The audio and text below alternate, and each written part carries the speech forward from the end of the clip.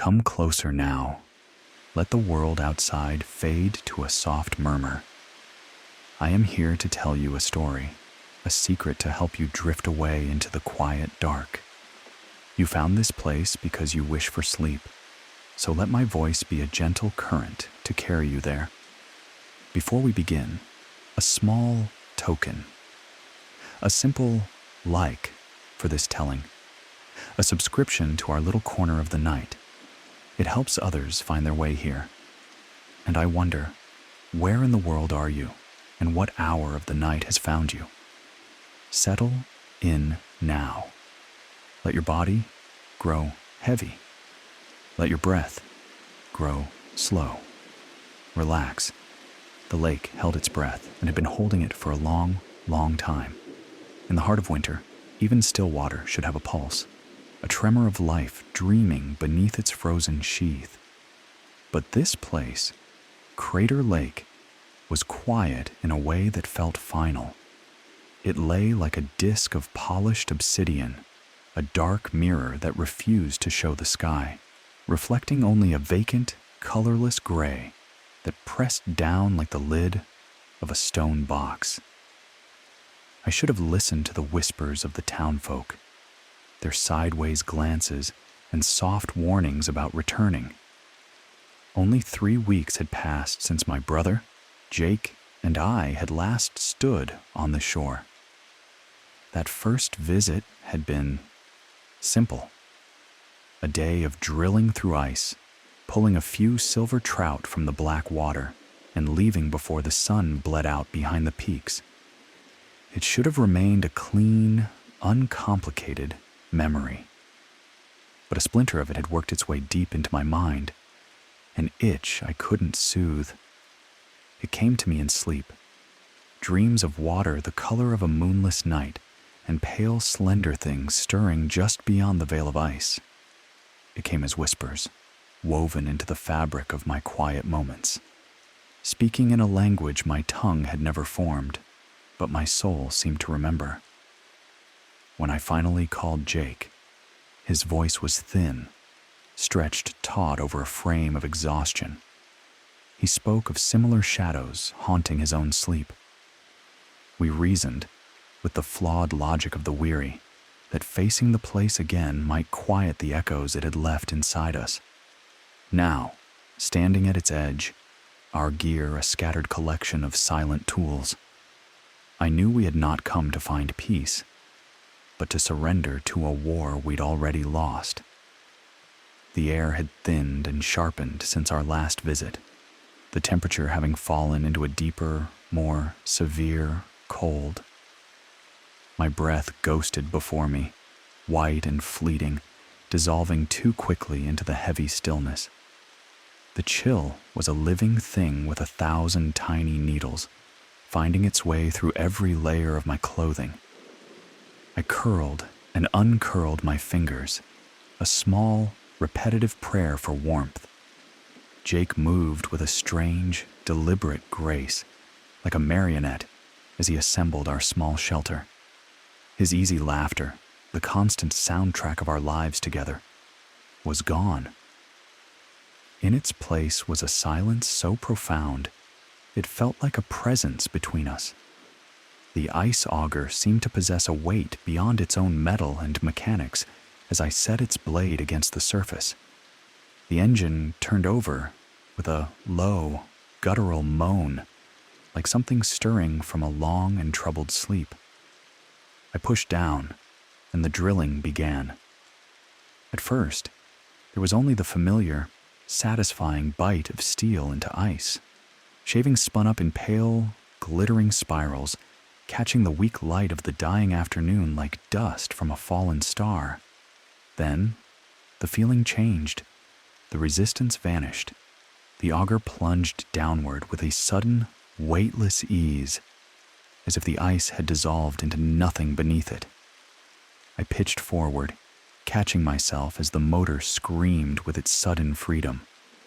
When I drew it out, expecting the rough-hewn circle of a freshly drilled hole, a cold knot tightened in my gut. The opening was not an opening. It was a wound. It was perfectly, unnaturally smooth, its edges gently curved as if shaped by warm hands rather than a steel blade. And the water it revealed was not the dark, murky blue of the deep lake I knew. It was clear, so utterly transparent it was like looking through liquid air, straight down to the silt and stone of the lake bed 30 feet below. And then I saw the light. It came from the deep, a soft, internal luminescence pulsing from the heart of the lake. It cast a gentle, azure radiance upward, a slow, rhythmic bloom that faded and brightened. It was the rhythm of a lung filling with air, of a heart beating in the deep, silent chest of the water. My hands began to tremble, a tremor that had nothing to do with the cold. Jake was suddenly at my side, a pale statue in a wool cap. He saw it too. I watched the slow journey of his throat as he swallowed against a dry fear. His gaze was locked on that impossible, breathing light that filtered up through the seamless hole. "We should go," he breathed, the first words spoken since our arrival.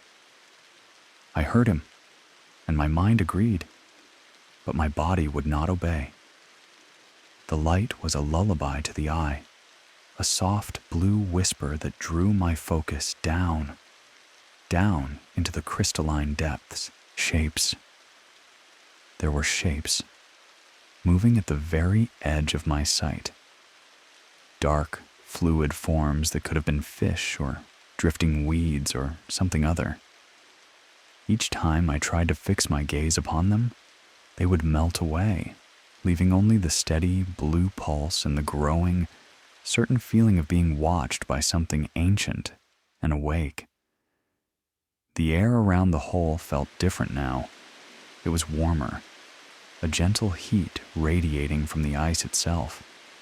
Steam should not have been rising from the opening, but it was. Thin, delicate wisps of vapor, coiled and twisted in the air, forming intricate patterns that resembled, for a fleeting second, the soft contours of a face before dissolving back into the cold. My heart beat a frantic rhythm against the cage of my ribs. I forced myself to take a step back. Some part of me, the small, rational part, was desperately shuffling through explanations, bioluminescent algae, hidden thermal vents, anything to build a wall against the quiet, creeping terror that was beginning to uncoil in my soul. Jake had already begun to move, gathering our things with a sharp, brittle energy. His breath came in shallow bursts, forming thick, panicked clouds around his face. He took the auger from my numb fingers, and for a moment I felt a wave of relief. We were leaving. Then the sphere bloomed from the water. It rose from the hole not like a bubble, but like a solid, living thing. A perfect orb of the same breathing, blue light we had seen in the depths. It was the size of a child's ball, and it hovered 3 feet above the ice, rotating slowly, silently, on an axis I could not see. Its surface rippled like mercury, and in it I saw our reflections. Warped, elongated things with gaping mouths and wide, terrified eyes that were barely human. Every muscle in my body turned to stone. My throat closed, as if held in a soft, invisible grip. The light from the sphere was not just something to be seen. It had a presence, a touch. It pressed against my skin like the warmth of 1,000 gentle fingers. I could feel it moving over me. A slow, inquisitive crawl, searching for something in me that I did not know was there. Jake made a small, strangled sound, a noise like a frightened animal, and stumbled away, dropping the gear he held. The clatter of metal on ice was a violent scream in the oppressive listening silence. The sphere pulsed brighter at the sound, and from the depths beneath it, I felt, more than heard, a soft, resonant echo that felt like laughter. We ran. There was no thought, no shared decision. It was a pure, primal instinct that broke the paralysis, sending us stumbling and sliding across the treacherous, dark ice. We fled toward the distant memory of the shoreline where my truck slept, a metal shell of safety. Jake's ragged gasps and my own desperate breaths wove together into a frantic symphony of panic that chased us across the frozen expanse. Behind us, the blue light swelled, spilling its radiance across the ice, casting our fleeing shadows long and thin before us, like black stains spreading on white cloth. The light was following. I did not need to look back to know. I could feel its alien attention, its focused, curious gaze on our backs like a physical weight. That is when I heard the first crack. It began as a tiny, intimate pop, like the sound of a knuckle cracking in a quiet room. It was followed by a longer, deeper groan that vibrated up through the soles of our boots. I risked a look down as we ran, and the blood in my veins turned to slush. The surface was no longer solid. A fine, glowing tracery of fractures spider-webbed out from our every footfall, spreading like a luminous infection through the body of the lake. These were not the fractures of stress or weight. They shone with the same soft blue light as the sphere, as if our very panic was poisoning the ice. And there were things moving beneath it, dark silhouettes that swam alongside us, just under our feet. Their movements were too fluid, too deliberate for fish. They were pacing us, running with us under the ice, a silent, mocking escort. Then I saw the footprints. They appeared in the ice just beneath our path. Perfect, bare impressions of human feet, yet they had the treaded pattern of our own boot soles. They were not our prints. They were walking the other way, as if our reflections were walking toward the light as we fled from it. Each frantic step we took forward was met by a calm, deliberate step backward from our doppelgangers in the ice. My legs were turning to water, threatening to spill me onto the glowing, fractured surface with every stride. Sweat streamed down my temples in the biting cold, and my heart hammered with a force that seemed to shake my entire body. My mind was a frantic flutter of broken thoughts, trying and failing to grasp the impossible dream I was trapped in. Beside me, Jake was gasping, his face a mask of gray exhaustion and pure terror. When he looked down and saw the mirrored footprints walking beneath him, a sound broke from his lips. A soft, hopeless whimper that was the sound of a mind tearing at its seams. The shoreline seemed to be drifting away from us, a cruel mirage that receded as we ran. A 5-minute scramble for survival stretched into a breathless eternity of slipping feet and burning lungs. The blue glow at our backs grew ever stronger, bathing the world in a soft, ethereal light that made everything look unreal and strange, like a photograph of a dream. More sounds now, echoing from the world beneath our feet. A soft tapping, a gentle scratching, the rhythmic, muffled thump, thump, thump of a fist beating patiently against the underside of the ice. Whatever was down, there was trying to get out, and the ice answered its efforts with a chorus of groans and sighs that sounded terribly like a slow, mournful scream. I felt its mind, the thing below. I could feel it watching us with an intelligence that was vast and cold and utterly alien. There was a patience in its observation, a quiet curiosity, as if our terror was a fascinating, beautiful thing it had all of eternity to study.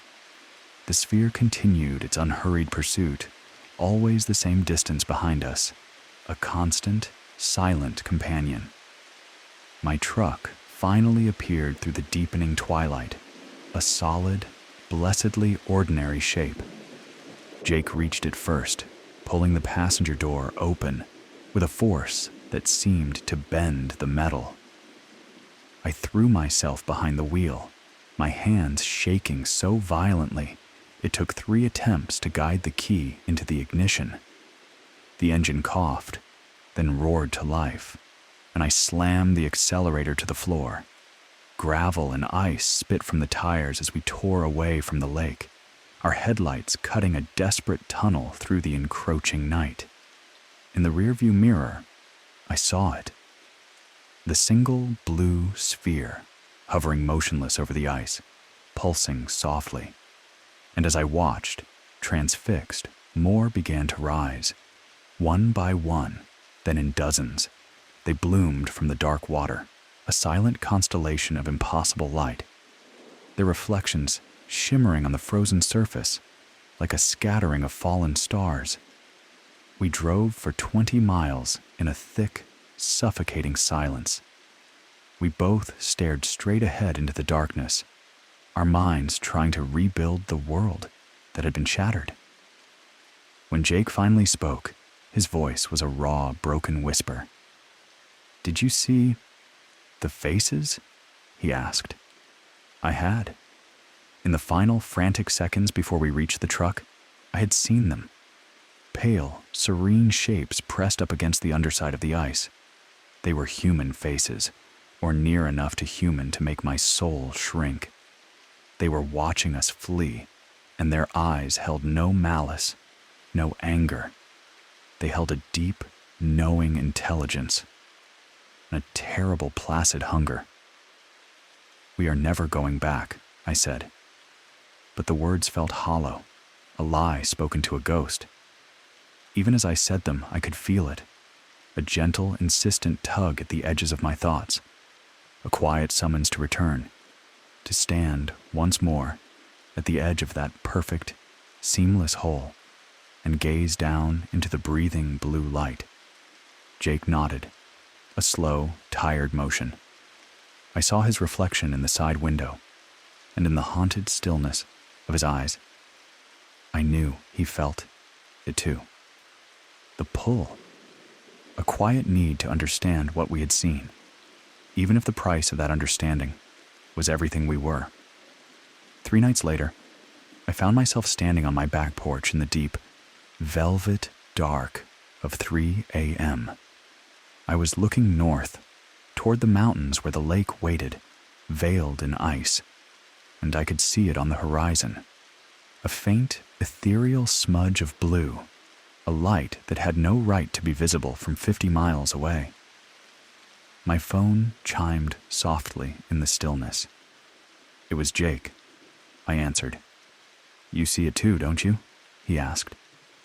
There was no question in his voice, only a shared quiet dread. "I see it," I whispered back, and I knew, with the calm, sick certainty of a man watching himself walk toward his own grave, that we would go back. Perhaps not tomorrow, or the week after, but soon. The lake had put its mark on us. It had claimed us. Out on the dark horizon, the blue light pulsed, a soft and steady beat. Once, twice, the slow, patient heartbeat of the darkness, and in the quiet theater of my mind, I found myself already planning our return. Story 2. A bruised, rose-colored light pulsed softly against the ink-black canvas of the highway. It was the tired heartbeat of the Desert Rose Motel, a low hum that seemed to vibrate not in the air, but in the bones of the world. With every slow breath, the light on its sign would gutter, the letters R and Rose dissolving into the night, leaving behind a soft corruption of the light, a name that felt like a secret whispered just for me. Deezy Toes. I guided the car, a thing of anonymous metal and rental agreements, into a space on the weeping blacktop. It was the deep end of midnight. My hands were a tremor on the steering wheel, a memory of 8 hours spent watching the world peel away into a quiet, desolate poetry. The last of the coffee had died in my veins hours ago, but sleep was a distant country. The air itself seemed to thrum with a low, organic vibration, a sound that promised no rest. The motel embraced the empty lot in a tired 2-story horseshoe of peeling paint and skeletal railings that sighed in the desert's slow exhale. The man behind the front desk was made of old parchment and shadows, his eyes lost in the intricate web of a crossword puzzle. He didn't look up as I approached, a ghost interrupting a more important ritual. His fingers, stained with the dark blood of ink, traced a path across the counter, pushing a brass key toward me. It was heavy with the chill of deep, undisturbed places. "Room 9, he breathed, the words like the dry rustle of sand shifting in an hourglass. When I asked for the password to connect to the world I had left behind, he finally lifted his gaze. His eyes were placid, ancient pools, and they held in them a profound and weary pity, as if I had asked for a miracle he'd long since forgotten how to perform. I retreated, the keys cold seeping into my skin. Room 9 waited at the very edge of the motel's embrace, nestled in a wound of architecture. It was pressed between where the ghost of Room 8 should have been and the impossible proximity of Room 10. The numbers on the doors had forgotten their sequence. The space between my door and Room 10's was a narrow, breathless passage, so slender that when I lifted my arms, my fingertips could brush against the memory of paint on both doors at once. It was a space that did not welcome light, a sliver of alleyway where the darkness felt older, more deliberate. My room was a sigh of stale smoke and the sterile perfume of forgetting.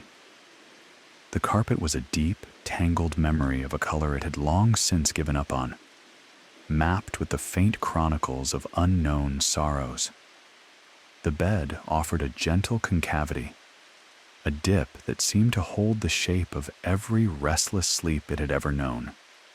An old television sat like a silent, cyclopean idol in the corner, its screen a pool of gray static.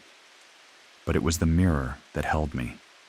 It hung above the dresser, and it was not what it showed, but what it promised to show, that gently touched my soul with ice. It was angled just so that when the door was ajar, it did not reflect the room, but instead held a perfect, silent picture of that impossible corridor outside. It was a window into a deeper, longer darkness, making the wall itself seem like a fragile veil. I lay down, but sleep was a shore I could not reach.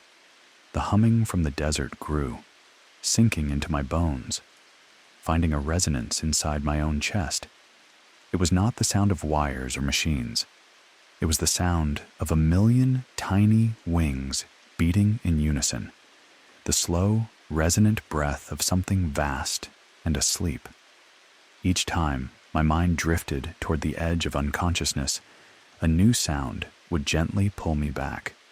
The soft crunch of gravel, as if a single, careful footstep was placed and then held.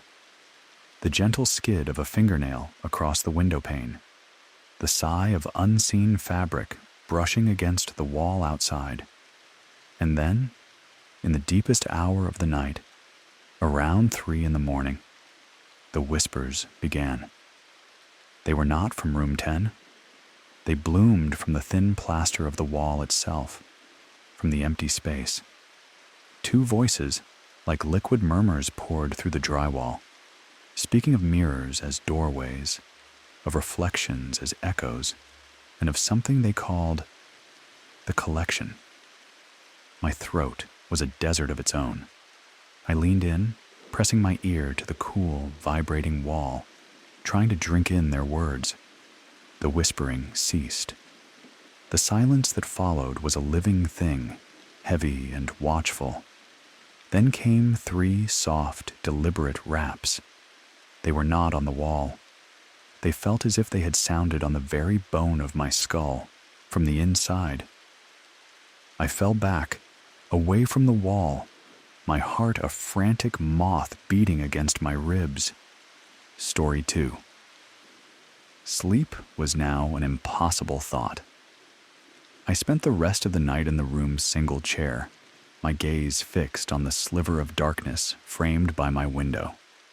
The void in that narrow space between the rooms seemed to have a texture, a weight, like a curtain of black velvet hanging in the breathless air.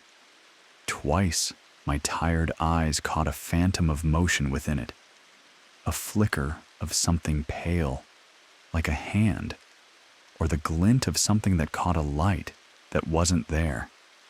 And when I blinked, it was only the patient, empty, dark. Morning arrived not with a dawn, but with a pale, apologetic sun that cast long, mournful shadows. The light seemed to fall everywhere except for that gap between the rooms. It remained an unholy, untouched slit of night. I knew I had to enter it. It was not courage that moved me, but a quiet, dream-like compulsion, as if I were being gently pulled by an unseen string. Up close, the corridor breathed a stillness that was colder than the desert air. The walls felt close enough to whisper against my shoulders. 10 feet in, where the laws of space dictated the passage should end against the motel's back wall, I found the impossible. A door. It was a faint seam in the stucco, painted the same bone white as the walls, a secret that only wanted to be found if you already knew it was there. No handle, no knob, no hinges, just a thin, rectangular whisper. I pressed my palm against it, and it swung inward with the silence of a held breath. It opened into a space that could not be. The room was a soft, continuous curve, perhaps 12 feet across, with no corners to hide in. The walls were lined with a deep, crimson velvet that drank the light and gave nothing back. The air was thick and warm and carried the scent of wilting funeral flowers and old, forgotten pennies. In the center of this gentle wound stood a man.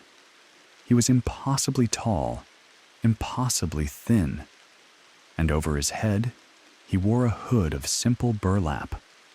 The fabric was stained with dark, geographic shapes where his eyes and mouth would be maps of forgotten sorrows.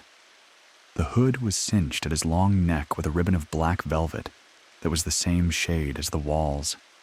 He was dressed in a formal suit that might have been elegant a lifetime ago, now faded to the color of dust on a coffin lid. His hands, pale and long, like things grown in the dark, made a soft, beckoning gesture. My legs were water, my will was smoke, but I stepped across the threshold. The door sighed shut behind me, though I saw no one move to close it. When I turned, my heart a soft drum. There was no door, only the unbroken, perfect, circular caress of velvet. The man tilted his head, a gesture of quiet curiosity. When he spoke, his voice did not come from the burlap sack, but from the room itself. It was a gentle vibration that bloomed from the walls and resonated deep within my chest. He was a collector, he explained, a keeper of precious, silent things people carried with them their entire lives, but never truly saw. He told me I possessed something he desired, something I had carried with me into this room, a constant, silent companion. My reflection, he whispered, was tired. He gestured with one of those pale, waxen hands, and for the first time, I saw the mirror. It stood against the curve of the far wall, a tall, silent monolith. Its surface was not silver, but a perfect, polished sheet of midnight. It did not reflect the velvet room. or the strange, sourceless light. He invited me to look, to truly see the companion I had burdened for so long. Every instinct I had left was a silent scream, but my feet carried me forward as if in a dream. And there it was, my reflection, but it was altered by the black glass. It looked older, and so very, very sad. Its eyes held a quiet exhaustion, the weariness of a traveler who has walked too long on a road he did not choose. As I stared, my own face a mask of numb dread, my reflection's lips bloomed into a slow, gentle smile.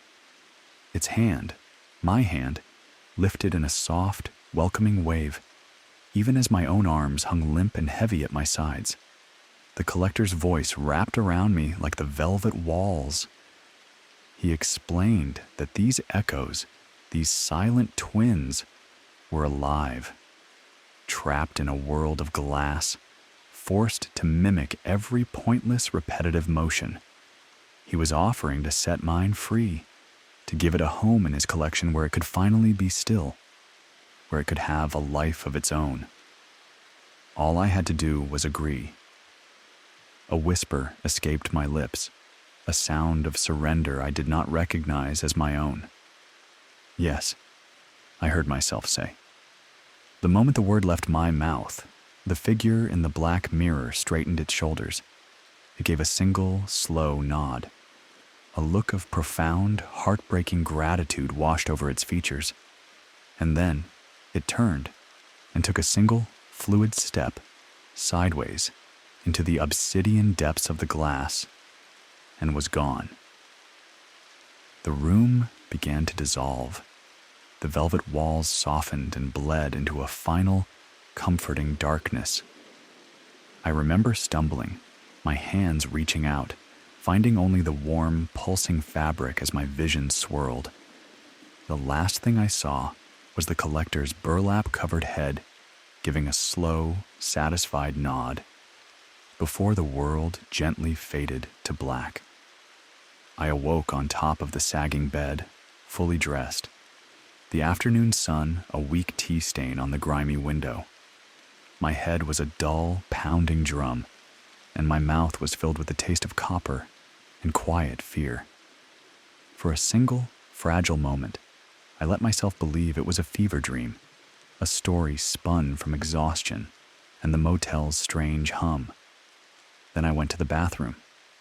The mirror over the sink was ruthlessly honest. It showed the stained shower curtain, the pale yellow of the toilet, the tired buzz of the fluorescent light above.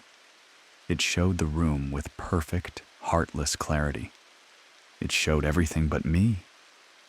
I stood directly before it, a ghost in my own clothes. I waved my arms. I leaned forward until my breath fogged the glass where my face should have been. There was only the empty room, haunted by my unseen presence. I fled to every surface that should have held me. The dead screen of the television, the chrome faucet, the still water I poured into a glass. Nothing. A hollow space in the world that only I could perceive. The man at the front desk watched me check out, his yellowed smile now stretched with an ancient amusement. "Did you enjoy your stay?" he whispered. "Did you find what you were looking for?" I tried to form words to explain the impossible theft, but he simply nodded, his eyes full of that same weary pity. "Perhaps you should see an optometrist in the next town," he suggested gently. "Sometimes the desert rose makes it difficult to see things clearly."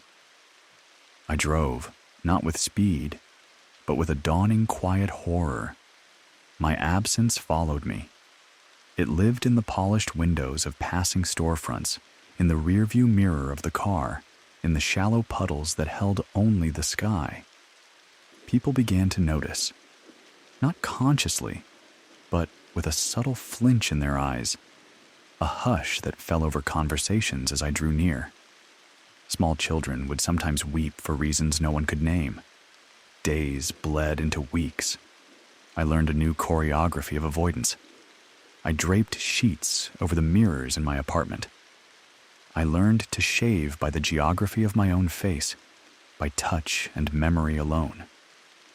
But in the deep, silent hours of the night, when sleep was a forgotten country, I could sometimes hear it, a faint, contented murmur on the edge of hearing, the voice of my own reflection, calling from a great distance, finally at rest in its velvet darkness, free.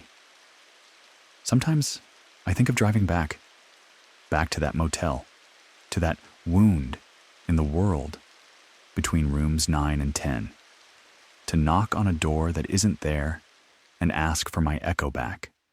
But then I remember the gratitude in its eyes as it stepped into the dark, and I wonder if setting it free was not a curse, but the only act of true mercy I have ever performed.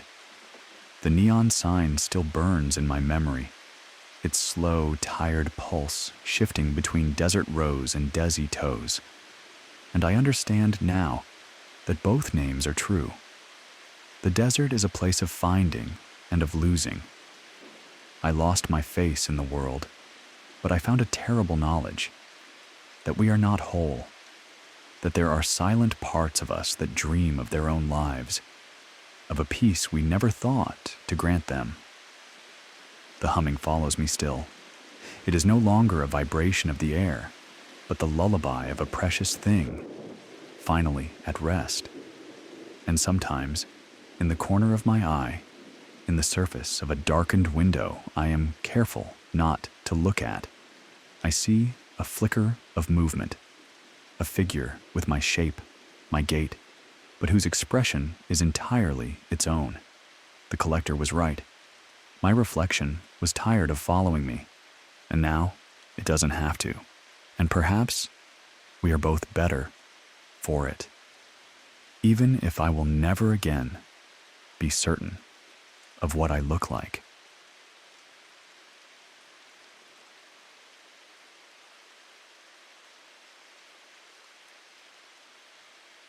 Story 3. The screens in the security office breathe a soft, blue light onto your face. You are nestled deep in the hotel's belly, in the basement, a place of humming machines and sleeping concrete. Above you, the Meridian Hotel rises, floor upon floor of silent rooms where strangers dream. But down here, the only company is the gentle drone of the servers and the flicker of a dozen silent hallways on the monitors. The coffee in your cup is a cold, black mirror. The light overhead sighs a long electric hum, the sound of a trapped nerve. For 3 years, you have kept watch in the dark. You have learned that true dread is not a sudden fright. It is a slow erosion. It is the patient, velvet weight of the hours, one after another, polishing the stillness until it shines. The Meridian is a place of gentle luxury, of crisp cotton and polished marble. Nothing ever happens here, and that is why the whisper of something wrong on monitor 7 feels like a cold finger tracing your spine. It is 3:17 in the morning, the hour of lead. Camera 7 watches over the 19th floor's eastern wing, a simple, sleeping corridor of patterned carpet and warm, brassy light. You have gazed into this hallway 1,000 times. You know the soul of its stillness, the precise gleam of each numbered door. But tonight, a change. At the corridor's end, where the familiar wall should be, a seam has opened. A new hallway, breathing in the grainy dark, branches off into a place that cannot be. A coolness blooms in your stomach. You lean toward the screen, your own reflection a ghost in the glass. The blueprints of this building are etched into your mind, a map of solid, dependable things. There is no hallway there. The building ends.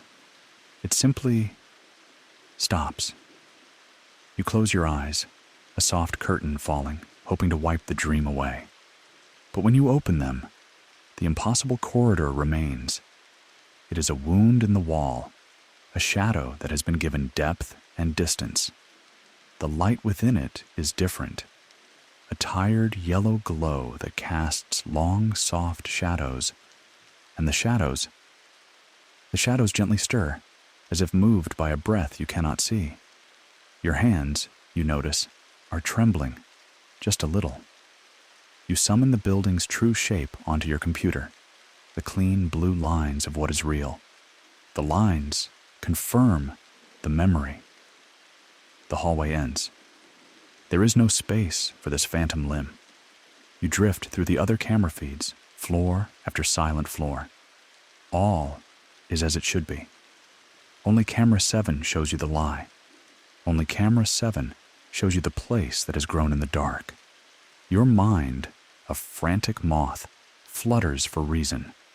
A glitch, a trick of the light, a digital ghost left behind by the day shift. But as you watch, something in that other place shifts again. Not a shadow this time, but the suggestion of a shape within the shadow. A quiet, patient movement. You reach for the radio to call for another voice, another pair of eyes. But you pause. What would you say? That the hotel is dreaming? That a hallway has been born from nothing? Jenkins, your superior, already finds you a strange creature of the night. This would be a confession of madness. Number, you will go yourself. You will rise from this blue-lit tomb and float up to the 19th floor. You will feel the solid wall and this fever will break. You take your flashlight, your radio. You test the radio's battery. It answers with a soft hiss of static, the hotel's sleeping breath. The little box of the elevator carries you upward, a slow ascent through the hotel's sleeping spine. The air grows thin. Each number that glows is a vertebra you pass on the way to the building's dreaming mind. By the time the doors whisper open on the 19th floor, the fabric of your shirt is damp against your skin. The hallway is exactly as you remember it. The burgundy carpet drinks the sound of your footsteps. The brass numbers on the doors offer their soft, familiar gleam. The unremarkable paintings of mountains and lakes hang in their perfect, placid silence. You drift toward the eastern end, a sleepwalker in your own life. And there it is, the wall, solid, plain, and painted in a quiet shade of beige. No corridor, no wound, no dream, just a wall. You stand before it for a long time, pressing your palm against its cool, flat surface. It is real. It is solid. In the glass over the painting, a pale, wide-eyed man looks back at you. He looks as though he has heard a secret he was not meant to know. You turn to leave, to return to the world of reason. But something makes you look back. One last time. The wall is still there, blessedly, beautifully there. And yet, the space feels different. The shadows at its base seem deeper somehow. The air itself feels older, touched with the faint, dusty scent of a room that has been closed for a very, very long time. Down in the blue-lit quiet of your office, you look at camera 7. The corridor is still there. It waits for you, patiently. Now you can see more of it. There are doorways lining its length, soft, dark mouths in the dimness. But the light is too weak, too tired to show you their numbers. The difference between what your hand felt and what your eye now sees is a silent scream in your chest. You spend the next hour simply watching. The Phantom Hall has a carpet like the real one, but its color is faded, as if washed out by time. The light is not from modern LEDs, but from old, forgotten bulbs that cast a jaundiced, mournful glow. And the shadows sway, they drift, they breathe with a life of their own, just beyond the edge of sight. At 4:30, your own breath catches in your throat. One of the doors in that impossible place is open. Just a crack. A sliver of perfect velvet blackness. As you stare, lost in the wrongness of it, the door shifts. It eases open another fraction of an inch, as if nudged by a hand from within. Your radio whispers. The sudden sound is a jolt, a splash of cold water. But it is not the familiar voice of maintenance or security. From the static, a voice, smooth as worn velvet, unspools itself. It is a man's voice, calm and clear, and he is reading the news. As you listen, a deeper cold settles in your bones. He is reading the news from 1973. He speaks of presidents and wars, of scandals and oil prices that belong to a buried year. His voice has the careful, measured cadence of an old broadcast, a sound from a time before you were born. This cannot be. Your radio drinks only from the hotel's private frequency. There is no station it could find that plays the ghosts of 50-year-old news in the hour before dawn. You check the display. The frequency is correct. Yet, the voice continues its serene report from a world that is gone. He speaks of a hotel fire somewhere in Chicago. He describes, with a soft, clinical precision, how the fire consumed several floors of a downtown building. Your hands are shaking now. You try to change the channel, but the voice follows you. A gentle, persistent ghost in the machine. No matter where you turn the dial, the news from 1973 continues. The story of the fire becomes more detailed. The number of floors, the layout of the wings. It sounds like the Meridian. It sounds like this building. You look back at camera 7, and the air in your lungs turns to glass. The phantom corridor has grown darker. And now, you see it clearly. Movement. Not a shifting shadow, but a shape. A slow, deliberate, patient shape walking through the impossible hall. And it is coming toward the camera. The voice on the radio shifts its story, but its tone never changes. It begins to speak of strange things, of guest complaints from hotels across the country, complaints of hallways that change, of corridors that appear where none should be, of security, cameras that record impossible spaces, of radios that receive whispers from the past. He is describing your night. He is telling your story. The voice from 1973 knows you are listening. Every part of you wants to flee, to leave this room, this building, this night behind.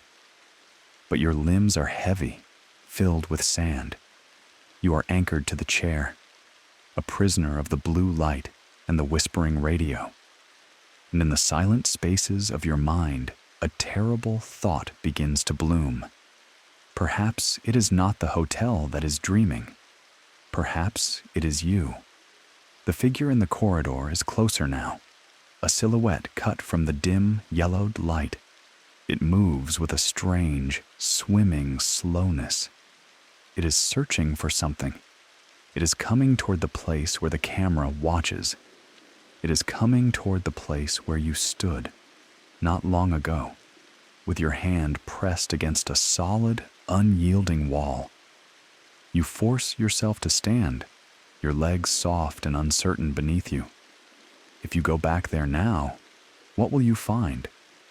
The comforting wall? Or the open mouth of that waiting corridor? The thought of meeting that slow, patient figure in the flesh is a sickness in your gut. But to stay here, to watch it unfold on a screen, feels like a slower kind of madness. The radio's voice has grown more urgent. It speaks now of a security guard at a hotel, a guard who vanished during his shift. He was found 3 days later, standing in a hallway the staff swore did not exist. He said he had been walking there for months, but when they looked for the hallway, it was gone. You take your flashlight. You are going back. The voice from the radio follows you from the office, a soft, clinging burr as you rise again through the hotel's quiet heart. By the time you reach the 19th floor, the voice is describing theories of folded time, of architecture that is not fixed, of places that slip between the cracks of the world. The hallway looks just as it did before, normal, safe, mundane. But as you walk toward the far wall, your flashlight begins to fade. The beam weakens, turning from white to yellow to a soft, dying orange. The batteries were new this morning. By the time you reach the wall, the light is a barely there glow. And then, as your fingers reach out to touch the paint, the light dies completely. In the sudden, perfect dark, the radio is clearer than ever. The voice from 1973 is no longer reporting the news. It is speaking to you. Its whisper comes directly from the small speaker, a sound impossibly close and clear. It tells you of the hotel that lives in the seams, the voice murmurs, of corridors that are bridges between the years, of guests who check in and never check out, but simply wander from one decade to another. It tells you that some people, the ones who sit alone in the deep, quiet hours, can begin to feel it. They become sensitive to the overlapping rooms. As it speaks, you feel the wall change beneath your fingertips. The smooth, cool paint becomes rough, then soft, then nothing. It dissolves like smoke. A cool draft of air, smelling of old dust and time itself, touches your face. In the absolute blackness, you can no longer tell if you are facing a wall or standing on the threshold of forever. The voice on the radio fades, whispering now of choices. How some people step through by accident, how others are drawn by a need to understand the dream. You do not remember making a choice. One moment, you are in the familiar hallway. The next, the radio is silent and you are somewhere else.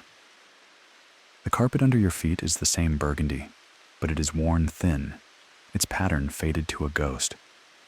The walls are the same beige, but the paint is old, layered, telling a story of years. And the doors are marked not with room numbers, but with years. Room 1956, room 1961, room 1973. You walk. Time has no meaning here. Your watch stopped when the flashlight died. The hallway unspools before you, an endless ribbon of doors. You drift past them, a silent observer. Some are ajar. You see a glimpse of a room from the 60s, its colors loud and hopeful. Another from the 80s, all pastels and sharp angles. You even see rooms from years that have not yet come to pass. The fear you felt has become something quieter now. A vast, sad, and beautiful curiosity. You find a door marked with the current year, your year. You push it open. The room inside is a perfect copy of a modern room at the Meridian. The crisp sheets, the dark wood, the city lights gleaming through the window. Everything is normal, reassuring.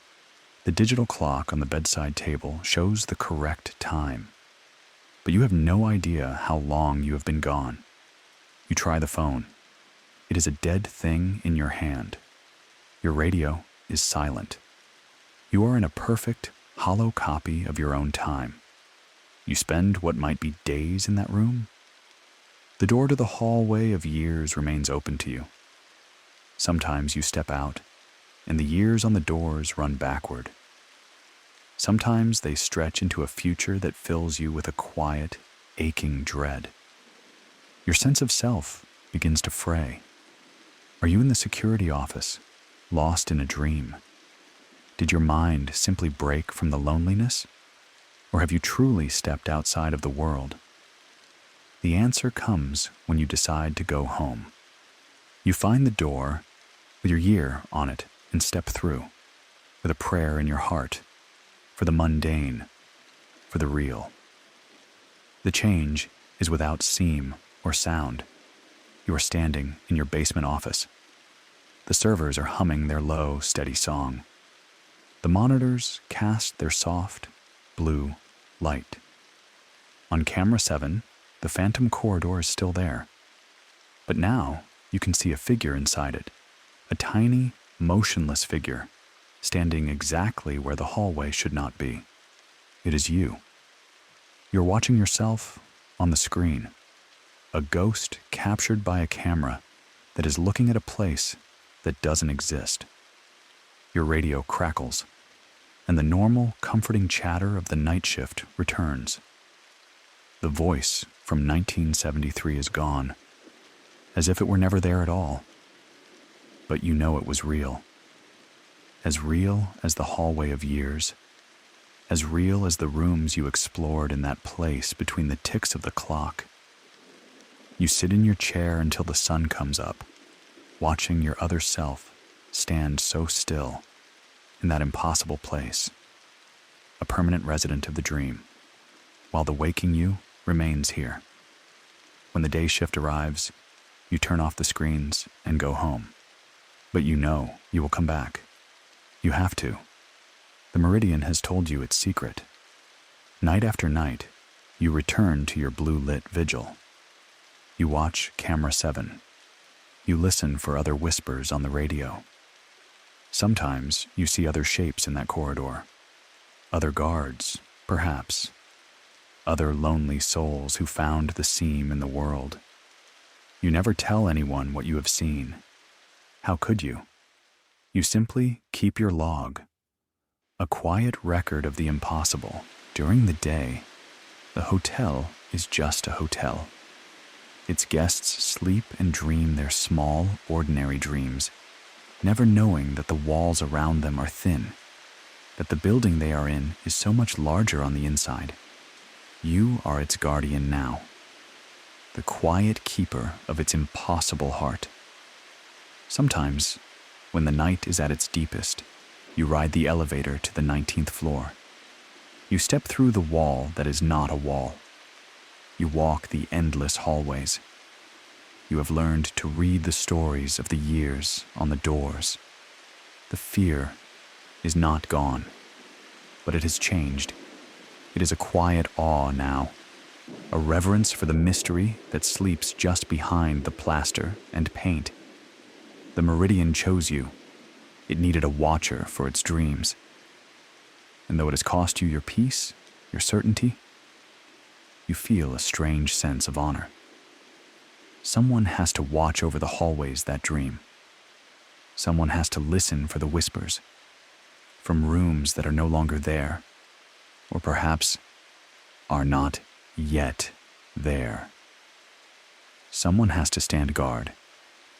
And so, in the soft, hollow hours before the dawn, while the world sleeps in its straight, solid line of time, you watch over the spaces in between.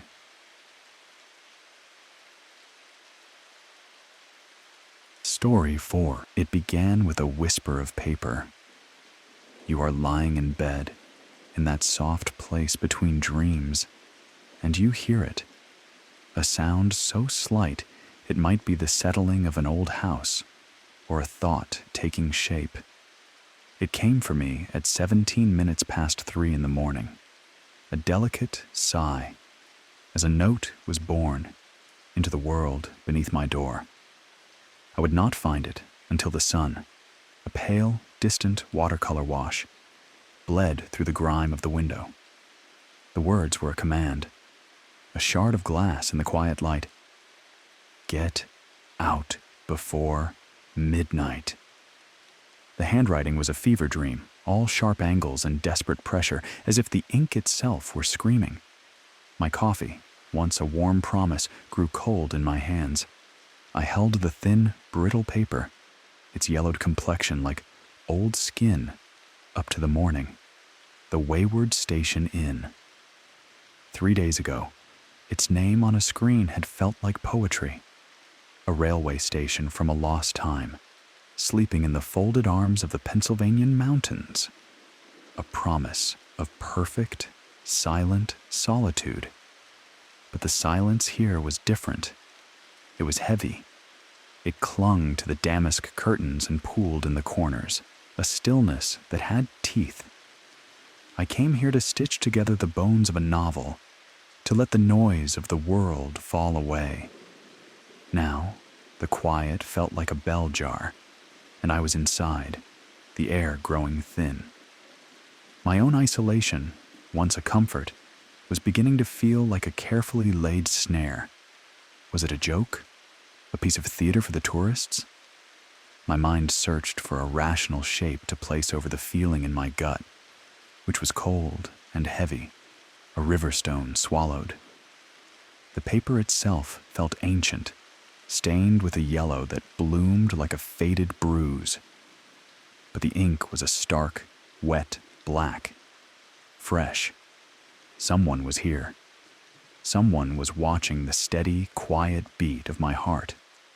After the note, the inn began to speak a different language. The groan of a floorboard above was no longer the house settling. It was a footstep. The long metallic sigh of the radiator was a breath held and released. In the lobby, the great-grandfather clock, with its slow, heavy pendulum, was not measuring time. It was counting it down. When Mrs. Hartwell, the keeper of this place, brought my breakfast, I let the question float between us. A curious note appeared this morning. I watched her face, a lovely, wrinkled map of her years. Her eyes, the color of a winter sky, held mine for a moment before clouding over. "I know nothing of such things," she murmured.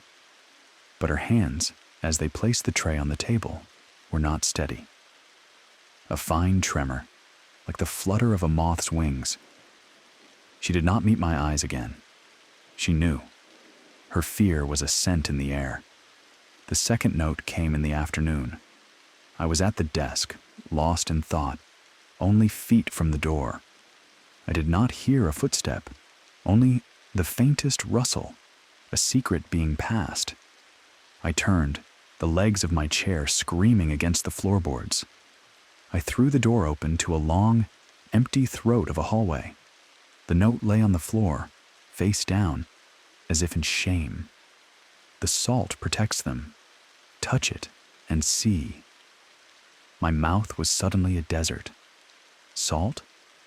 I searched the room, my gaze falling over the simple furnishings. The bed with its faded quilt, the dark wood of the wardrobe that smelled of slumbering lavender, the wash basin and its cracked, silvered mirror. And then a pull, a soft, insistent urging. I sank to my hands and knees, my cheek against the cool, dusty floor, and peered into the deep shadows under the bed. There they were. Not scattered, but placed. Dozens of them. Small, white, crystalline forms like chips of frozen moonlight. Not the fine sand of table salt, but coarse, sharp-edged things as if carved by a trembling hand. Some were tiny, as teeth. Others as large as a thumbnail, each one holding a tiny glint of the room's dim light. My breath was a frantic bird in my chest. I reached out a single finger, drawn by a curiosity that was deeper and darker than my fear. The moment my skin brushed the largest crystal, the world dissolved. There was no sound, no violence. The room simply fell away, like a set being dismantled in perfect silence. I was in a train car, suspended in a moment thick as amber. Around me, figures were caught in a silent, graceful dance of stillness. Men in heavy wool coats, their hats casting long shadows. Women with furs at their collars, their faces pale and soft as moth wings. They were all there, frozen in the act of passage. Their eyes, you see? Their eyes were perfect, polished voids, black, endless pools of night. They drifted through the car in a procession that was both beautiful and deeply, fundamentally wrong. They pulled their leather suitcases, and the only sound in this silent world was the slow, rhythmic scrape of the cases on the floor. A sound that did not enter my ears, but was born directly inside my skull. A young woman in a dress of shimmering beads floated past me. So close, I could see the delicate lace of frost on her eyelashes.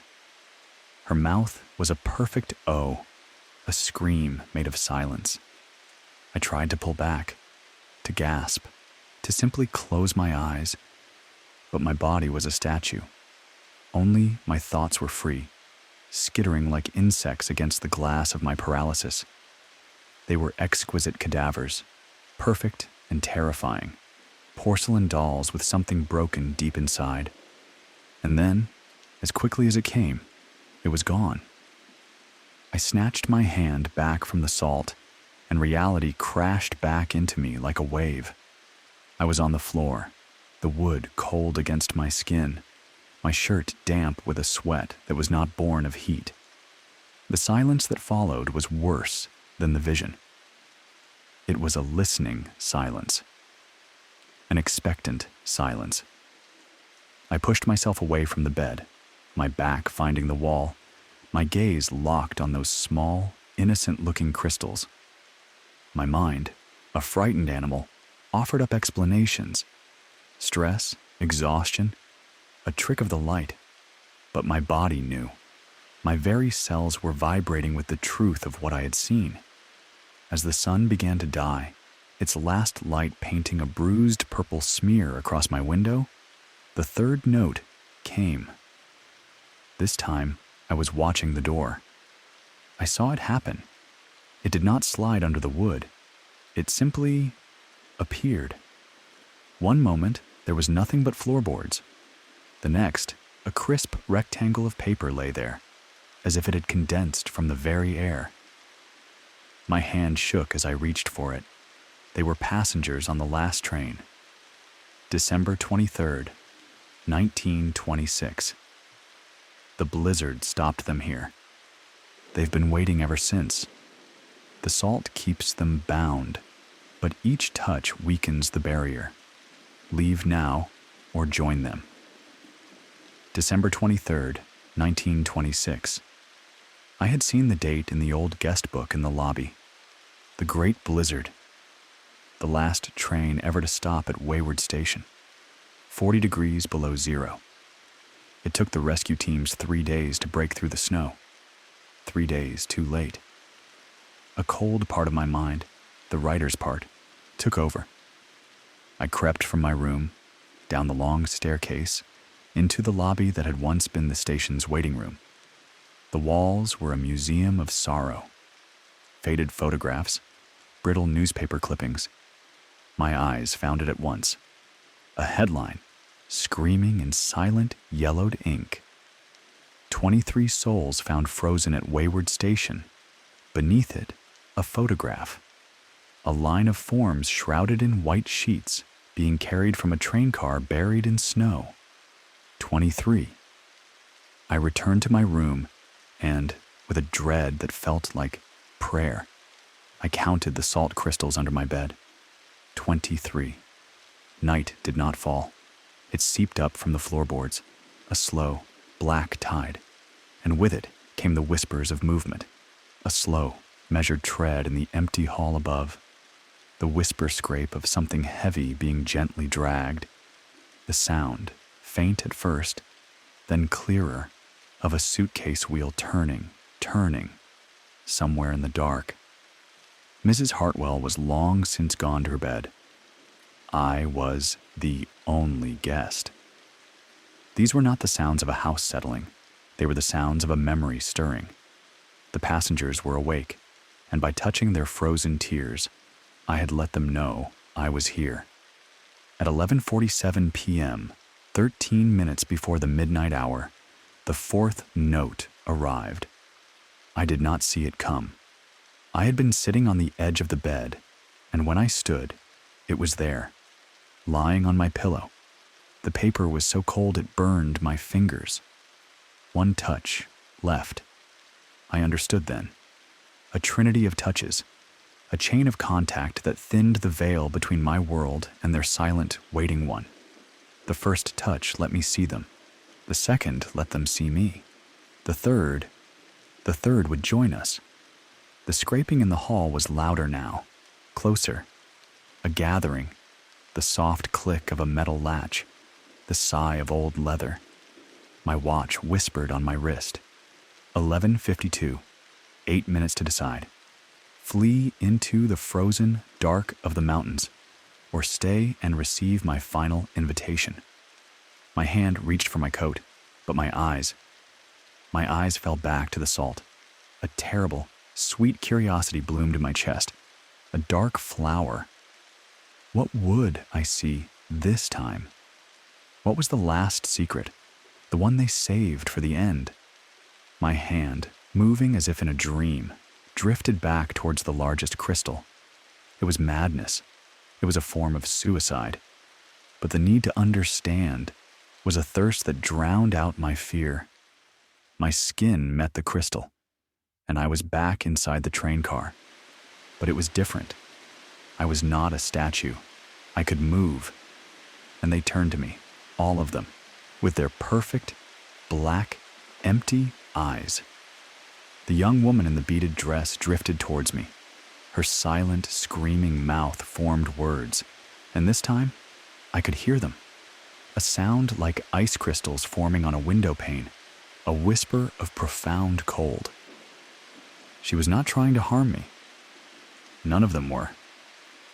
They were trying to warn me, the notes.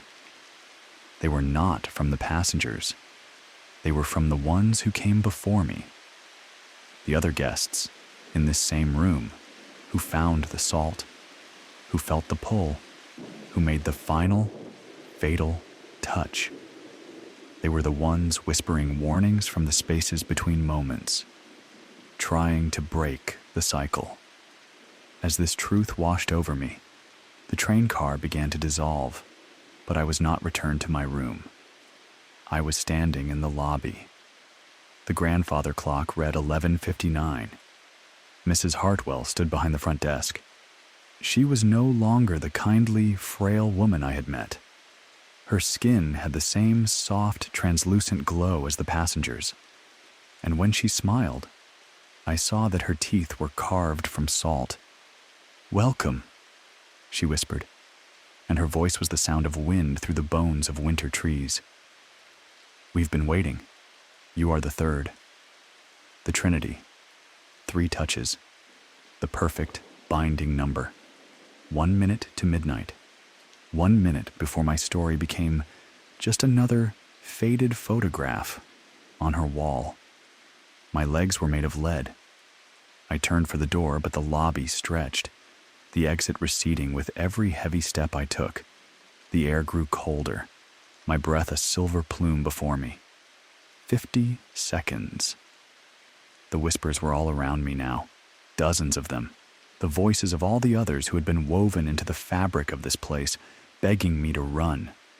40, 30, 10 seconds. I threw my body at the door, my shoulder screaming in protest as it hit the unyielding wood. It was sealed by something older and colder than any lock. 5, 4, 3. I slumped against the door, my back to it, and closed my eyes, waiting for the final chime, waiting to become a permanent part of the collection. 2, 1, silence. Then the sting of cold air. I opened my eyes. I was standing outside under a dome of silent, glittering stars. My car keys were a cold, sharp reality in my fist. I had no memory of taking them. In my other hand, there was a piece of paper, another note. But this time, the jagged, desperate handwriting was my own. For the next guest, it began, Get out before midnight. The salt protects them. Touch it and see. They were passengers on the last train. I was already writing the warnings. I had become part of the cycle. I had escaped, but I had not been set free. I drove all night, the inn a shrinking nightmare, in my rearview mirror. But it doesn't matter how far I go. Weeks have passed. I am in my own home, surrounded by my own things. But in the quiet moments, I hear the faint, soft scrape of a suitcase being dragged across a wooden floor. I feel the phantom chill of a salt crystal against my skin. And sometimes, in the deepest part of the night, I wake to find a pen in my hand. My own hand writing words I do not choose to write. Warnings for the next soul who will feel the pull of that lonely place. The Trinity is not yet complete, you see. Someone else will come. Someone else will find the crystals under the bed. And when they reach out their hand, driven by a curiosity they cannot name, I will be there. A whisper in the amber stillness. A ghost in the machine, trying and failing to wake them from the dream before it is too late. The inn is always waiting. The cycle always continues. And it is so very, very quiet here. Story 5. It does not begin with the scent of old wood, the taste of dust that settles on the tongue like a fine silt. It begins with a quiet so profound it has weight, pressing inward on the ears, a stillness that is not empty, but full. My eyes drift open into a darkness so complete, it feels like black velvet held against the face. For a gentle moment, I think I am still asleep, lost in the soft folds of a dream. But the floorboards are real. They are rough beneath my back, and when I press my palms down to rise, tiny splinters whisper into my skin. A taste, like a tarnished penny, blooms on my tongue. I am in a small room. How I came to be here is a hollow space in my memory, a smooth, dark stone where thought should be. I remember the slow ribbon of the highway, the soft hum of the engine carrying me home. And then, nothing. A gentle erasure. A slow, rhythmic pulse begins in my head, a soft drum beating time with my heart in the emptiness of the room. My hand drifts to my pocket, searching for the cool, familiar weight of my phone. The pocket is empty. A cold vine of panic begins its slow, delicate crawl up my throat. I must see. I must let the light in, to understand the shape of this place. My hands swim through the darkness, stroking the floor until they brush against something cold, a shape of tin and glass, a lantern. My fingers, as if remembering a dream, trace its form and find the small, ridged wheel. Beside it, like scattered bones, a few matches lie on what feels like a simple wooden table. With a hand that does not feel like my own, it trembles so. I strike one. A tiny sun blooms, and for a moment, the shadows dance wildly, pulling away from the flame. The room is a simple, sleeping thing, a breath of a space, walled with logs that seem to drink the light, to swallow it whole. In one corner, a narrow bed, a cot, a table, a chair, nothing more. There are no windows to look out from, only a heavy, silent door that seems as if it has been dreaming for a century. The air itself is stale, tasting of metal and time. I touch the match to the lantern's wick. A warm, honeyed light breathes outward, softly illuminating the room. And that is when I see it. My shadow, thrown long and dark against the far wall. As it should be. But beside it, there is another. A second shadow. A perfect twin to my own, holding the very same posture. Slowly, I lift my hand. Two shadows on the wall lift their hands in reply. But the second one moves a soft breath later, an echo made of darkness. My heart begins to beat a little faster, a soft, frantic bird against my ribs. It is a trick of the light, I tell myself, a strange reflection from a surface I have not yet seen. But as I drift through the small room, the two shadows follow, the second always trailing, a perfect lagging imitation. When I stop, a sudden sharp halt, my true shadow freezes with me. The other continues its motion for a beat, a whisper of movement, before settling into stillness beside my own. The feeling of being watched is no longer a thought, but a physical sensation, like a fine mist settling on my skin. I turn, slowly, but the room is just as empty as before. There's only me, and the soft, golden eye of the lantern. Yet, the feeling remains, growing deeper. It is the feeling of soft breath on the back of your neck. But when you turn to look, there is only the air, and the quiet, and the growing hum of your own fear. I move to the door, a desperate hope fluttering in my chest. But there is no handle, no lock on this side. Only smooth, unyielding wood, a seamless wall. I press my hands against it, then my fists. The sound, a dull, soft thud that the silence drinks immediately, leaving no trace. I return to the center of the room, holding the lantern high, my eyes fixed on the wall. The second shadow is there. It is undeniably real. It follows my every gesture, but always that soft pause behind. I count the space between my movement and its own. 1, 2, 3, a perfect 3-second delay, as if my actions are being gently replayed by an unseen hand. I begin a small test, a quiet experiment. I wave my hand, tracing a slow, complex shape in the air. I watch the wall. My shadow mimics me instantly, and 3 seconds later, the other shadow traces the exact same intricate pattern. Every curve, every line, rendered in perfect, dark detail. It is an impossible, unnatural grace.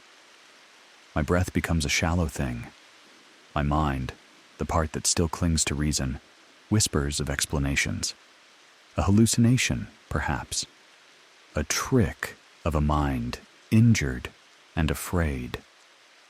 But the shadow is too perfect, too consistent. It is not a phantom of the mind.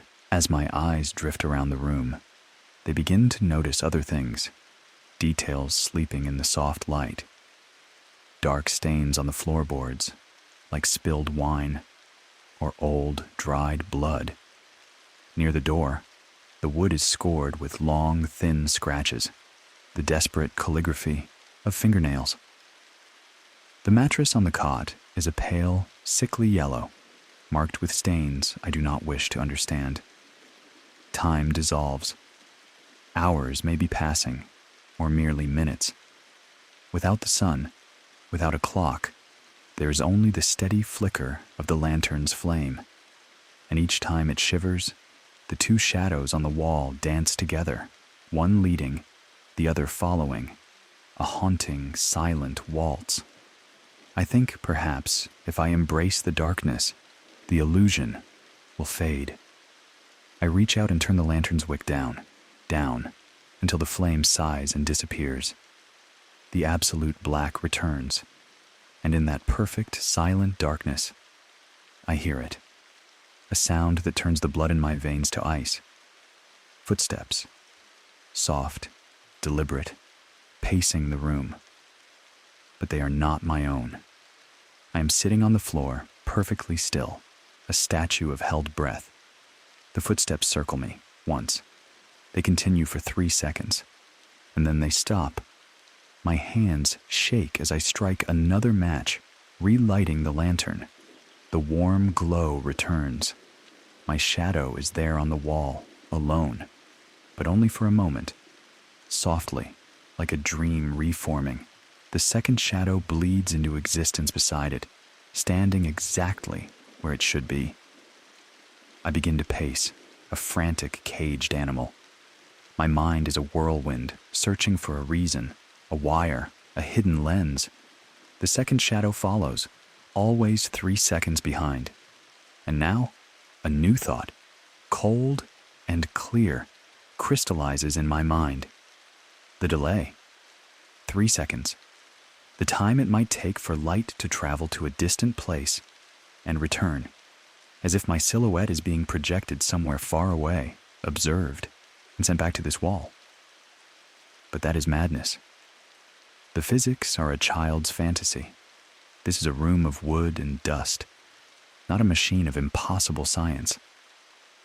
I run my hands over every inch of the log walls, searching for a seam, a lens, a mirror, any secret thing that could explain this haunting. There is nothing, only wood and mud and moss, solid, real. The paranoia is a gentle hum beneath my skin. I am being observed, studied. Every breath, every shift in weight is being recorded. The second shadow is not just a follower. It is a copy, a perfect, intimate replica. I try to deceive it. I start to raise my left hand, a deliberate feint, then snap my right hand up instead. I watch the wall. 3 seconds later, the shadow performs the motion perfectly. It begins to raise its left hand, pauses, then smoothly switches to the right. It saw not just what I did, but what I intended to do. My mouth is dry, a desert. A sheen of cold sweat slicks my skin, though the air in the cabin is cool. This thing, whatever it is, it knows the currents of my thoughts. It knows my next move before it is even born in my own mind. I decide to push it, to see the limits of its knowledge. I begin to move in a wild, erratic dance. I leap, I spin, I throw my arms out in gestures of pure chaos, a silent scream of motion. The second shadow follows every nonsensical act, a perfect mirror across a 3-second sea. But as my frantic dance continues, I see something that makes the air freeze in my lungs. The shadow is beginning to lead.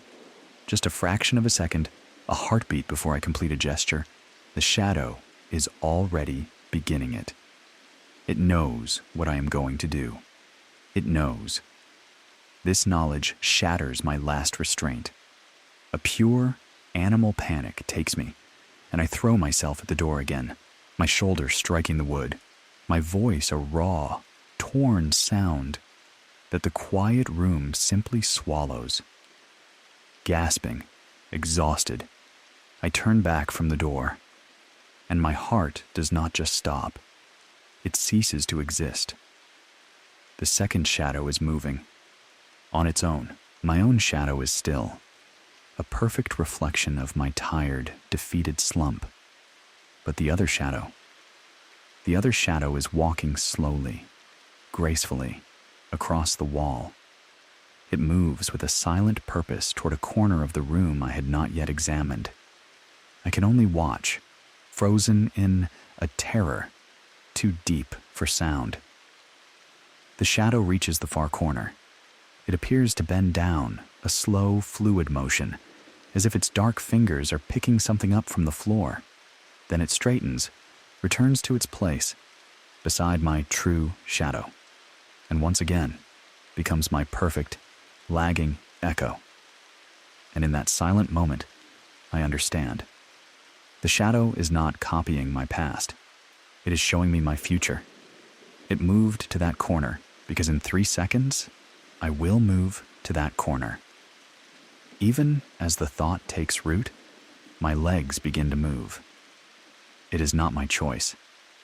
My body moves with a will that is not my own, as if I am a marionette and the strings are tied to the future. I walk to the exact spot on the floor where the shadow bent down. My hand lowers, my fingers brushing against the rough wood. They close around something small and cold and hard. A key. I hold it up in the trembling light of the lantern. It is old, dark, with tarnish, but it is a key. The key for the door. How did the shadow know? How did I know? As I walk to the door, the key held tight in my hand, the terrible truth settles over me like a shroud. The shadow is not an echo. It is a prophecy. A 3-second glimpse into what will be. And if it can show me my future, it can control it. Or perhaps I am controlling it. Perhaps the shadow is my own self, adrift in time, whispering back to the man I am now. Perhaps this is not the first time I have been in this room. I slide the key into a lock I can now feel on the outside of the door. It turns with a soft, oiled click. The heavy door swings inward, revealing not the forest, not the night sky I had longed for, but another room, a room identical to the one I am leaving, another small cabin, with the same simple furniture, the same dark stains on the floor, the same suffocating quiet. But this room has no lantern. I step across the threshold, my own light source casting new shadows on the wall. My shadow, and its lagging twin. The door swings shut behind me with a gentle click. I hear the lock engage. I'm trapped again, but not. The room is the same, but the stains on the floorboards are a different shape. The desperate scratches on the walls trace a new pattern of despair. I search this new room, and I find another key in the exact place the shadow shows me it will be. This key opens another door to another identical room, and another, and another. With each new room, I feel as if I am walking through infinite echoes of the same moment. And with each room, the second shadow grows bolder. It no longer waits for me to rest. Sometimes it moves for long stretches on its own, while my body stands frozen, a helpless observer. It explores the corners, points to things I have not yet seen, performs a silent pantomime of actions I have not yet conceived. But always, eventually, my body is compelled to follow. My limbs move without my thought, a perfect, hollow reenactment of the shadow's dance. I am becoming a ghost in my own body, following a script written by myself. 3 seconds from now. The rooms begin to change in subtle, dreaming ways. The log walls seem to darken, the air growing heavy, thick as water. Strange symbols begin to appear, carved into the wood. Shapes that feel painful to look at, that seem to vibrate at the edge of sight.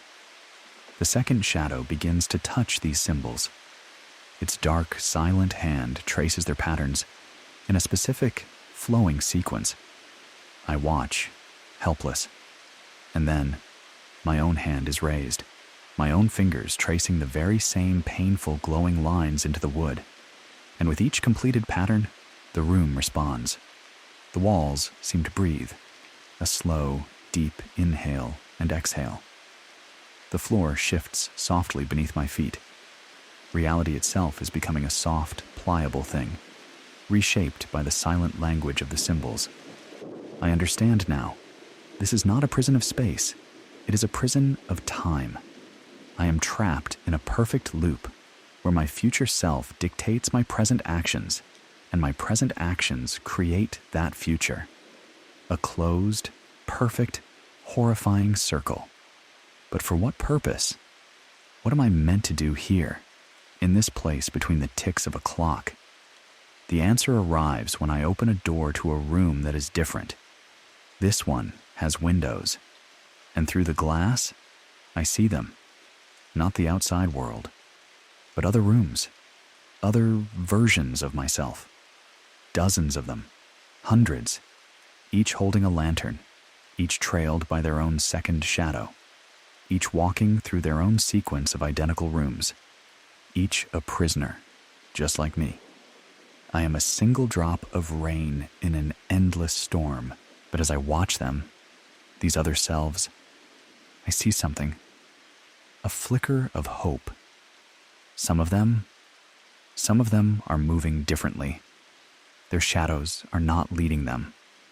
They are struggling, resisting. They are leading their shadows. They are making their own choices, breaking the cycle, defying the pre-written script. The way out is not to follow. The way out is to refuse, to act against what the shadow shows me, even when every nerve, every muscle, every fiber of my being screams for me to obey. With a strength I did not know I possessed, I force myself to turn left when the shadow points right. The resistance is immense, a physical weight, like trying to walk into a gale force wind.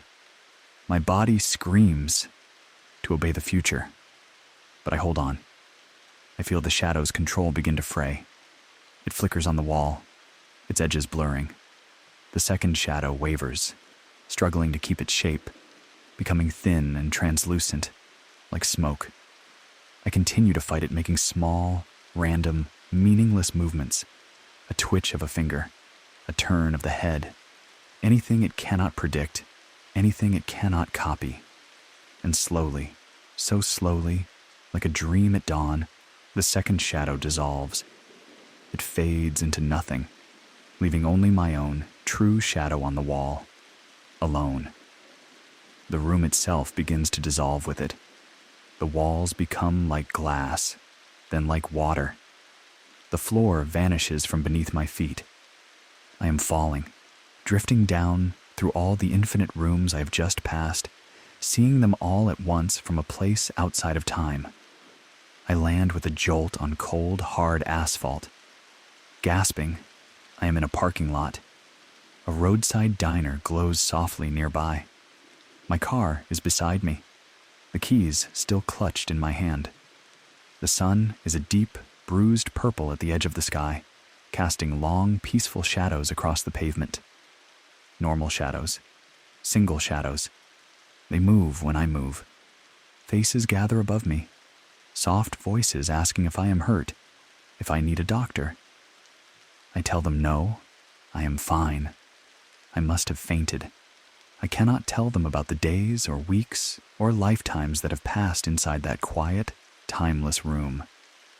As I drive away, the familiar road stretching out before me, I glance in my rearview mirror. My reflection is there, tired and pale. But my eyes drift down to the road behind me, to the shadow of my car, stretched out on the asphalt. It moves just slightly out of sync. It trails behind my car's movement by 3 seconds. The quiet place has not let me go. A part of it has come with me. It is still there, a whisper behind me, a dark echo waiting in my wake. I understand now that it was a test, and I passed. But the test is never truly over. The second shadow is still with me, a promise, a threat, lurking just at the edge of my sight. It is waiting for another chance to show me the future it has planned. And I am so very tired. I am afraid that one day I will not be strong enough to do anything but follow. Story 6. The world grew soft at the edges, the way a memory does when it begins to fade. Mist breathed against the glass of the windscreen, a slow, patient exhalation that left behind a film of silver. 30 minutes ago, the thin blue line of the satellite's map had dissolved into nothing. The road had forgotten its asphalt skin, offering only pale gravel that whispered beneath the tires. And then, the last little tower, a final steel needle against the sky, had sunk into the gray behind me, severing the last thread to a world I once knew. Still, a quiet invitation pulled me onward. Not a force, but a gentle, insistent tug in the marrow of my bones, a pull so wrong it made my teeth ache with a low hum. The car's engine fluttered, a brief arrhythmia in the deepening quiet, and then it sighed into silence. The stillness that followed was absolute, broken only by the faint, cooling tick of metal and something else. A sound that lay beneath the silence.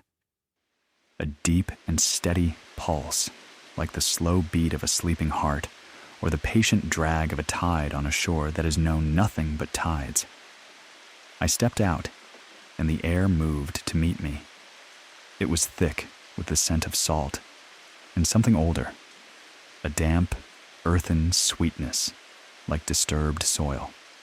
It wove itself into the fabric of my breath. The fog was no longer a weather pattern.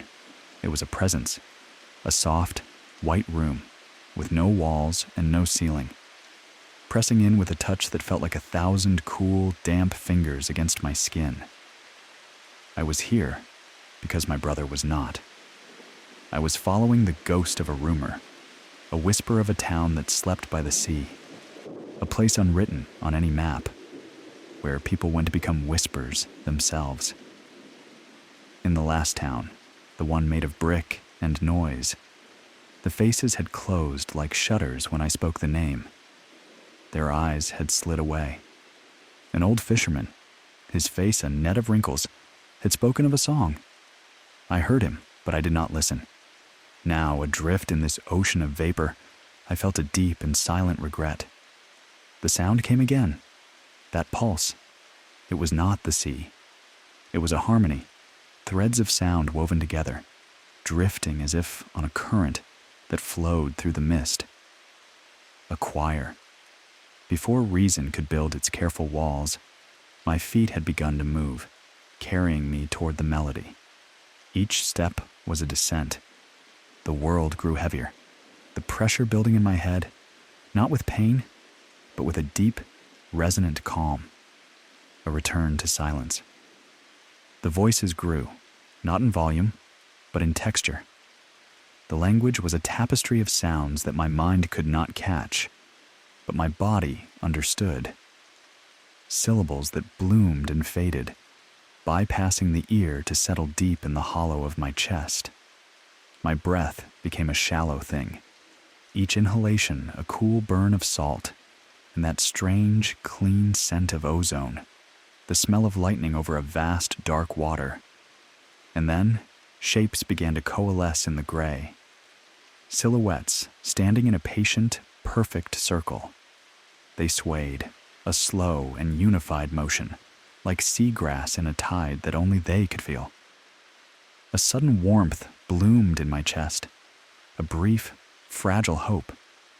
People. Someone to ask for a way back. A light. A voice that spoke in a language I knew. But as the mist thinned to a silver veil, the hope dissolved, leaving a cold, smooth stone in its place. The swaying was too perfect, the slow, rhythmic grace of things that have never known impatience. And their faces, oh, their faces were the color of forgetting. A luminous, pearlescent white, the white of a shell's inner curve, of bone bleached by a sun that never shines. It was not a color applied, but a color that was all that was left. Their eyes were not empty, but absences, voids of perfect, deep shadow. Their mouths also were flawless circles of darkness, and from these silent O's, the impossible, beautiful song poured into the world. My feet did not stop. My will had become a thread, unspooling toward them. The fog seemed to draw back for me, creating a path, an aisle leading to the heart of the choir. I could feel their sightless gaze upon me, a soft, heavy blanket settling over my shoulders. I was close enough now to see the truth. There was no breath, no faint cloud of warmth emerged from those dark, singing mouths. Their chests were utterly, unnervingly still. Yet the song flowed on, a river of harmony that bent the air and made the light swim before my eyes. And then I saw what they held. Spiraling shells held to where their lips should be. Large, opalescent conch shells, gleaming with the damp of the fog. The sound was not born of lungs, but of the hollow, echoing dark within the shells.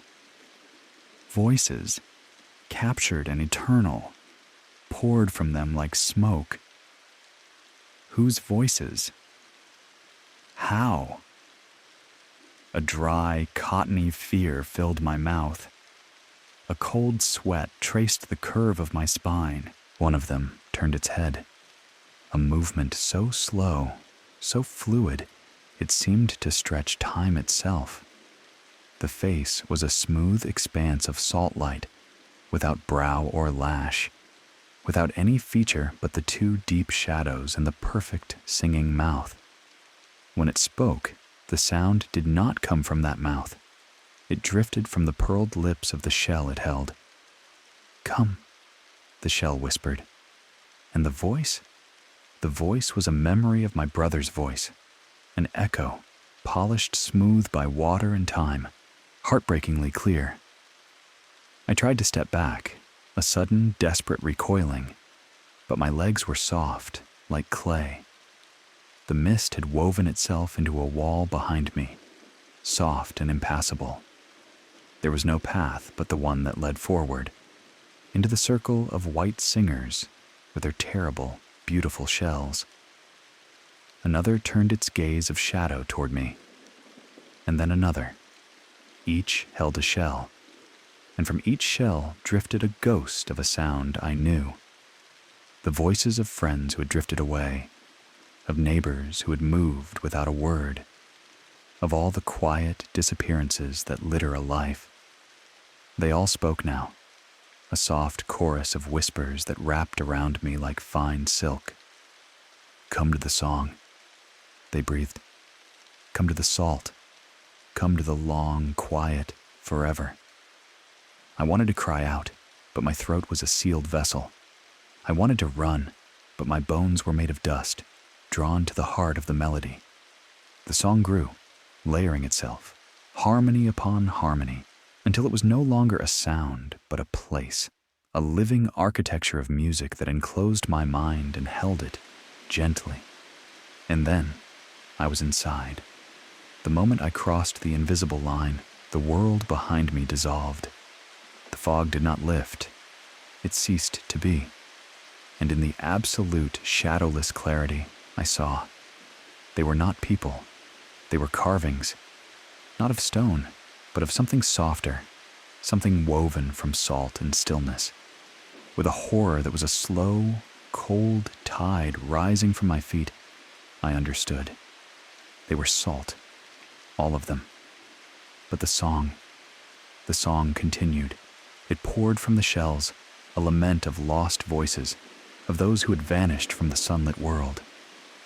The shells themselves seemed to hold a faint, internal light, a captured pulse, the bioluminescence of memory. My hand, trembling, reached out. I touched the nearest figure. The surface gave way beneath my fingers with a soft, crystalline sigh. Salt. It was warm, with a strange yielding quality, as if just beneath the crust, something still lived. Its featureless head turned to me. The dark circle of its mouth widened slightly, and from the shell it held, my brother's voice came again, stripped of its echo, raw and sharp with a pain that was ageless. "Help us," the shell pleaded. "Cannot leave. The song cannot stop. Cannot." The voice fractured into a note of pure harmony as another figure raised its shell, and from it drifted the sweet, reedy voice of my grandmother, who had been dust for 15 years. Then another voice and another. A tapestry of sorrow, woven from the dead and the lost and the trapped. My vision began to shrink to a pinpoint of light. Black flowers bloomed at the edges of my sight. I could feel my own voice, my own sound, being gently coaxed from my throat, a thin, invisible thread being drawn toward an empty shell that lay waiting on the ground at the center of the circle. My knees gave way. striking the soft earth.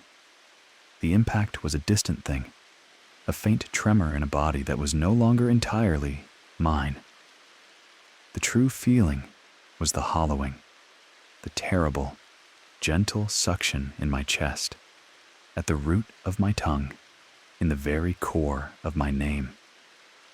The salt figures began to drift closer, their grace inhuman, their shells gleaming like hungry pearlescent mouths. I was becoming empty, a vessel waiting to be filled with their eternal music.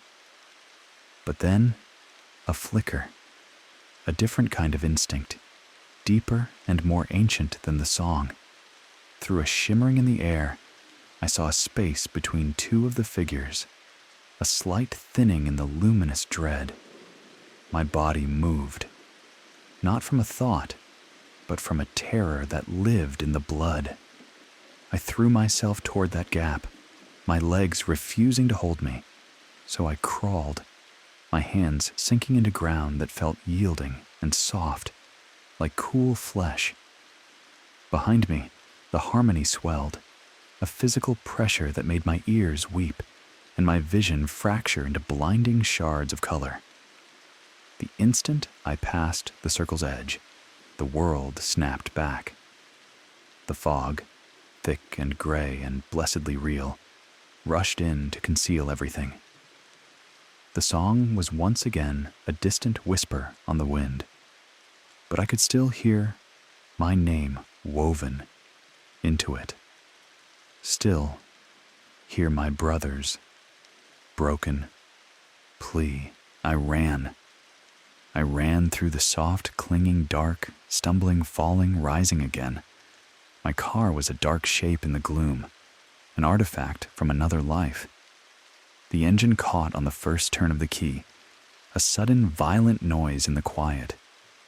I drove, blind, letting the gravel road guide me, praying toward a light I could not see, until a pale, electric glow bloomed ahead, the first streetlight. I did not stop until the city had wrapped me in its embrace of concrete and steel, its comforting cacophony of sharp edges and loud colors. But even now, weeks later, in the moments between one breath and the next, I can hear the song. I can feel the gentle tide of those shells pulling me back. And sometimes, in the darkest hours, I wonder if a part of me ever truly left. I will find myself humming a melody that has no name, feel a vibration in my throat that is not my own.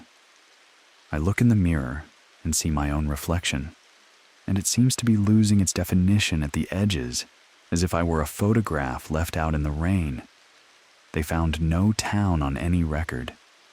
My car's journey showed no detour.